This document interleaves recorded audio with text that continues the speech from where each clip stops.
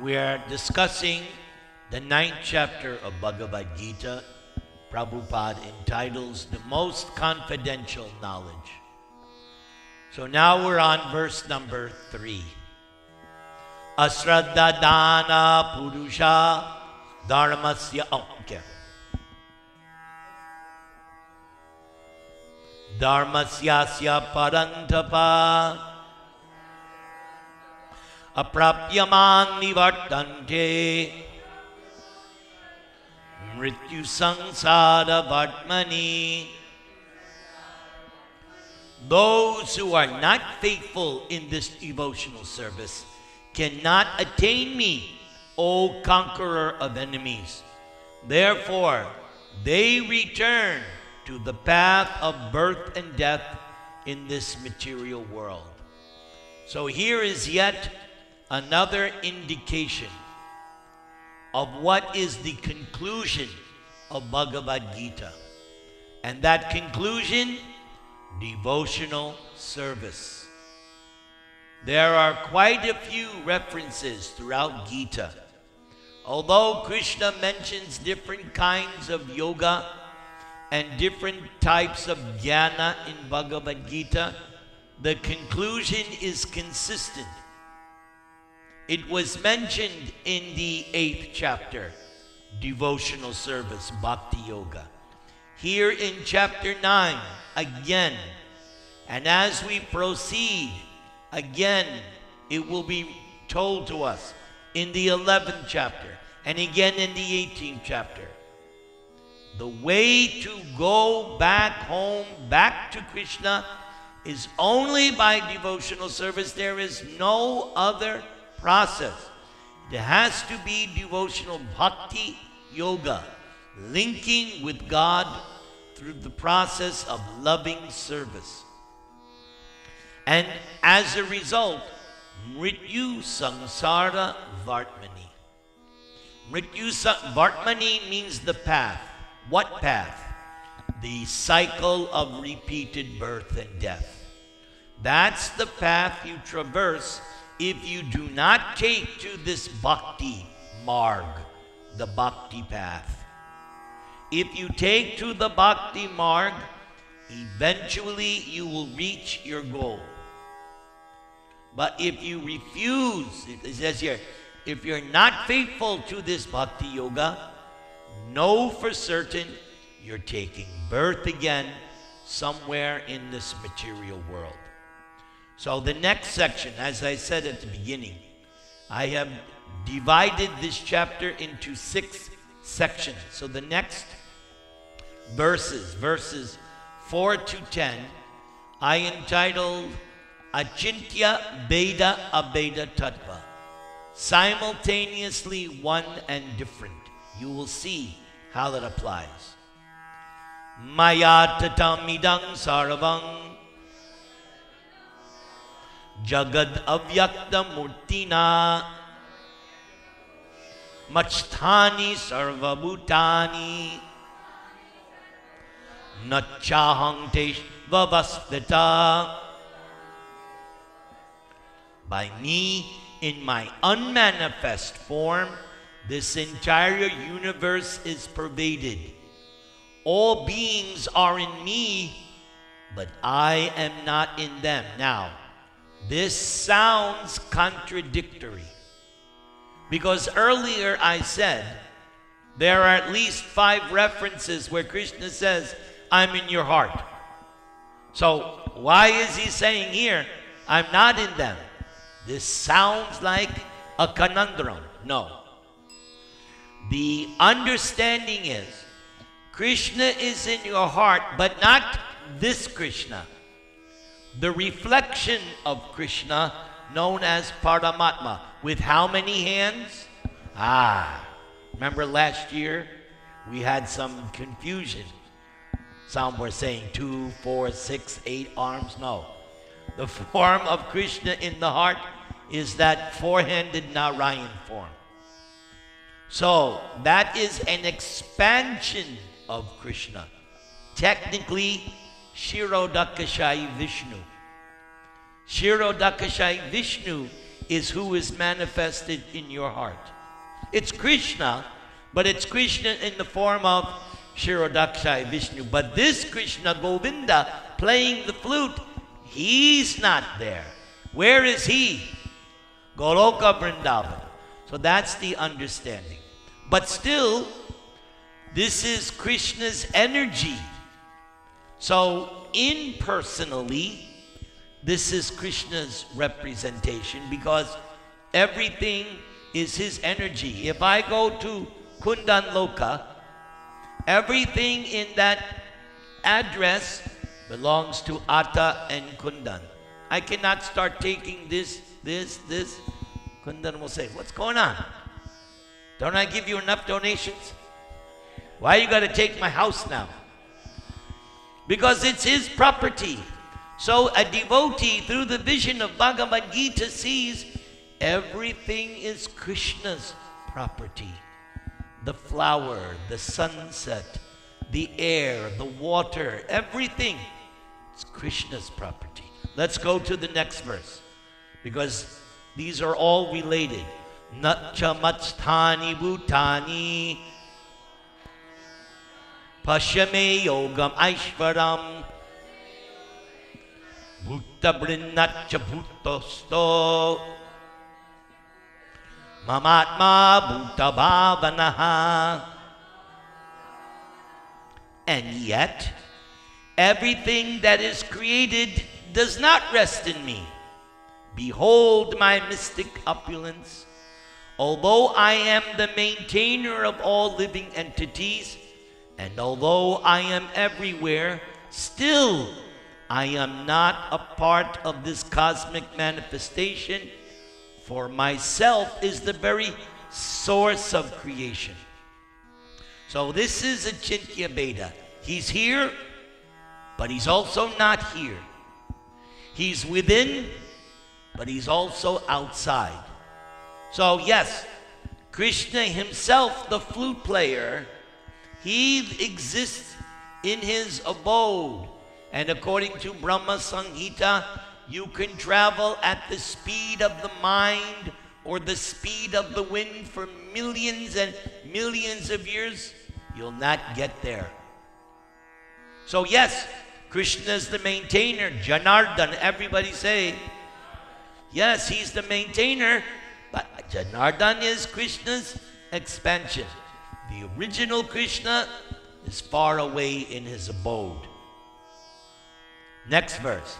Yatha kashastito nityang vayu sarvatra go mahan tata sarvani bhutani matstani tupadaraya. Now Krishna gives you a meditation. See, there's meditation in Bhagavad Gita. There's this meditation people do, oh, but there is also meditation in Bhagavad Gita. The gopis were the topmost meditators. What were they thinking of? Yes, and his pastimes. They were not meditating Om in the heart. The gopis doing their housework, what are they thinking? Krishna played the flute. Krishna did the Mother Yashoda. After Krishna left to go kill Kamsa, the rest of Yashoda's life was meditation. Remembering, oh, my baby used to do this. My Krishna used to do this. My Krishna used to... That was the whole scene of Vrindavan. Simply remembering and meditating on Krishna's pastimes. So here is a meditation. Krishna says, understand, as the mighty wind blowing everywhere, but it rests always in the sky, all created beings rest in me. Again, Krishna's energy, but for those living entities who do not go back home, back to Godhead, when the universe is annihilated, they have to go somewhere. They go into which Krishna? Which Vishnu? Mahavishnu. They enter into Mahavishnu and sleep for a long time. So we're always in Krishna. Even in this material, as I said, this is Krishna. I'm sitting on Krishna, Krishna's energy. Next verse. Sarva Bhutani Kaunteya Prakriting Yanti Mamikam Kalpakshaye Punastani Kalpadal Visrajamyaham.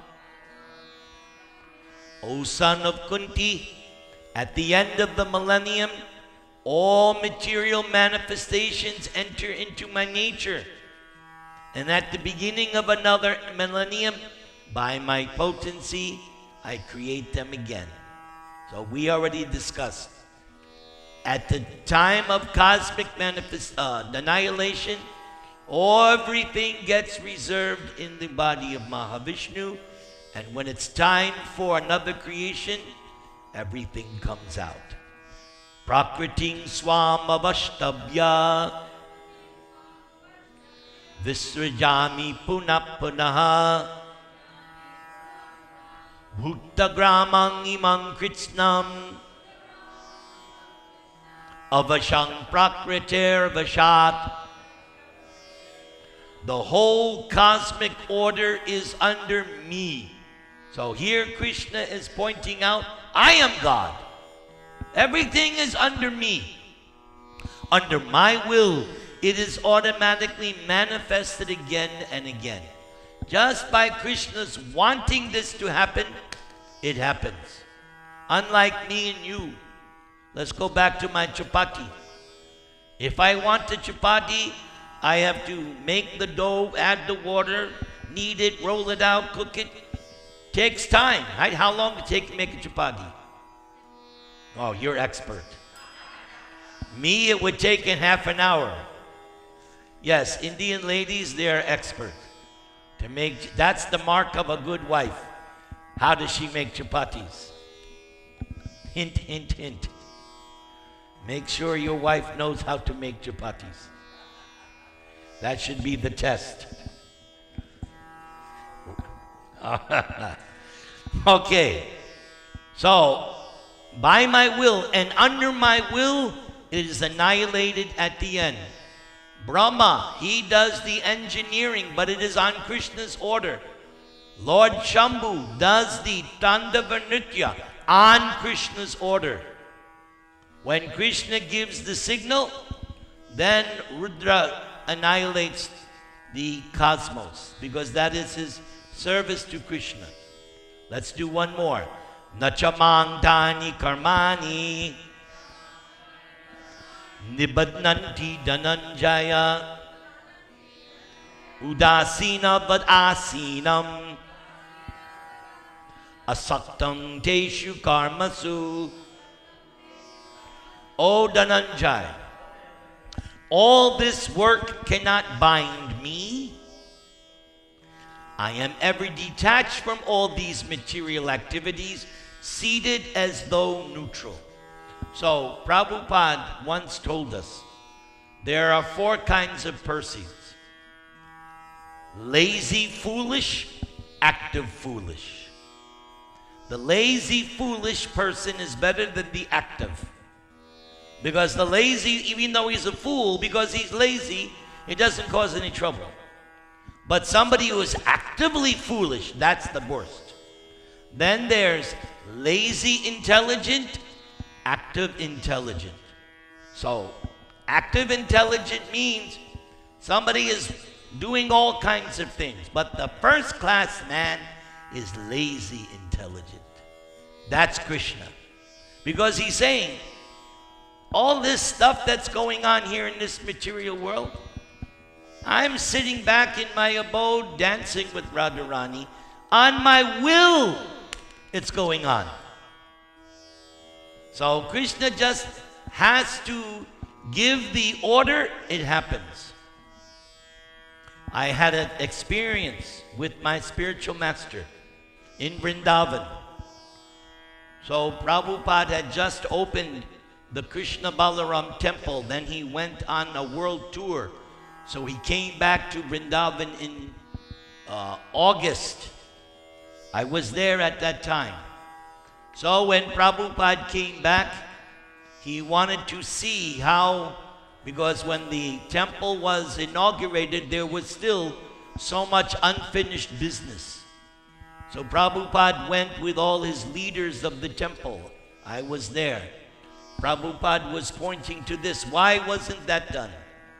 So one of the temple presidents was a sannyasi. So he said, oh, Prabhupada, I'll take care of it. Then Prabhupada walked some more. He pointed to something else. What about that? Why wasn't that? So again, the sannyasi said, Prabhupada, I'll take care of it. So this went on for like 15 minutes. Prabhupada kept pointing out, and each time the sannyasi said, I'll take care of it. And finally Prabhupada said, yes, you'll do everything. That is the position of the ass. The real qualification is to get the asses to do the work. Meaning, he wanted the sannyasi to be lazy intelligent. Use his brain, but get everything done. Not that he has to, that's not leadership. Leadership means you set the example, but because of your example, people voluntarily follow. Just like last week, I made my yearly visit to Tucson Temple. And that temple is run by a woman. And she's working very, very hard. She gets up every morning. She's the first up, the last but. Because of her example, so much things are going on. And she has all of her devotees cooperating. She even got me to help clean and sweep. Because Monday is cleaning day. So she also has that. She's working, but not that she's doing everything. She can't do the restaurant and the deities and this. She has people and they trust her and things get done. I recommend that Tucson temple. Very nice. And they have excellent prasad, especially on Sunday, the Sunday brunch. All people come from miles around in their big cars for that Sunday brunch of prasad. Okay, one more verse in this section. Mayad yakshena prakriti suyate sacharacharam hetunanena kaunteya jagad viparivartate. Now this verse, very, very significant. This material nature is one of my energies. Krishna has Parasha Shaktir Vividhaiva Suyate. Krishna has unlimited energies. You cannot count. So the material energy is one of the energies. But what? Working under my direction. The material energy is not independent. The devatas are not independent. They are subordinate. They are servants of Krishna. Even Srimati Radharani considers herself Krishna's maidservant. So, this verse of Bhagavad Gita is clear how Krishna is supreme, is working under my direction. And this material nature is producing the moving and non-moving beings. Not the soul, the cars, the body. Material nature does not create the soul. If that was the case, then everything is wrong. No. Producing what? The bodies, the forms. Under its rule, this manifestation is created and annihilated again and again. Winter, spring, summer, fall. Creation, maintenance, dissolution. Creation, maintenance, dissolution. It goes on and on. When does it stop? It stops when you want it to stop. I was asked this question last night at a program. This material dream of material life, when does it end? When you wake up. When you come out of illusion and you surrender to Krishna and you execute devotional service. Mang chayo bicharena bhakti yogena sevate sagunan sabati yaitan brahma bhuyaya kopate. If your devotional service is non-stop, without any interruption, you have transcended. You are now in the spiritual world. Everybody chant the Maha Mantra.